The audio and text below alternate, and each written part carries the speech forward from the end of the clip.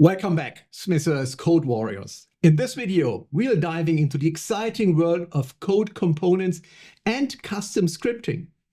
We'll explore how to integrate your own code into SmythOS workflows and use the code component for complex data manipulation.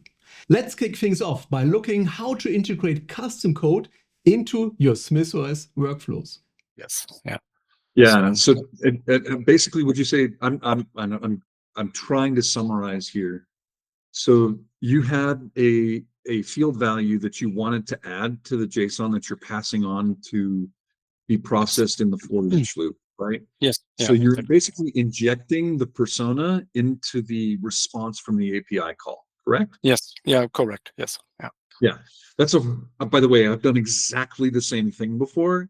It's a really good, really easy way to use the code block, because it sometimes can be pretty hard to actually add a node inside your JSON that you need, that you have from somewhere earlier. So I don't know if people can see, but if you look closely, the persona is not coming from the API call, but from the API endpoint. And as you can see here, he also has a default for it, but the persona there is neutral, in which he hasn't picked a specific kind of opinionated persona for what he's going to do in building the SEO outline and the article, along with the JSON filters, to kind of chop that down into small pieces. But yeah, this is a really good example of where you would use a code block, and it's to manage the JSON. Mario, between us and the rest of this group, as Mike pointed out, code blocks can be incredibly useful for customizing your workflows. Now, let's explore using the code component for complex data manipulation. In the beginning, I tried to, because I encountered it every time. As soon as the workflow gets a little bit more complex, you need to do something with the JSON, or add to it, or take away from it, or whatever. And in my first tries, I always try to make an LMM make the changes for me, and that works like in 60%, but it fails too often, and that's why I now usually I just use the code block. And as everyone probably will know, I'm no real coder myself, but I know how to use ChatGPT, and so I just ask ChatGPT for my code, and this usually takes 1 to 3 iterations, but then it works, and so you can create almost everything.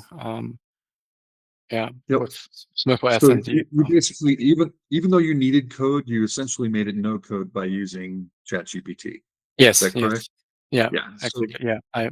I understand the basics, and I used to code myself, but this is years ago, and but some basic understanding of how things work really help. Or but then you are almost a coder with the help of ChatGPT.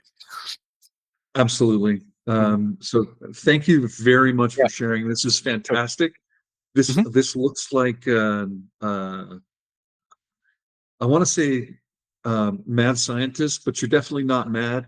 I would definitely say this is the science of building it out. As we've seen, the code component offers more reliability and control when dealing with complex data manipulation tasks. Let's recap.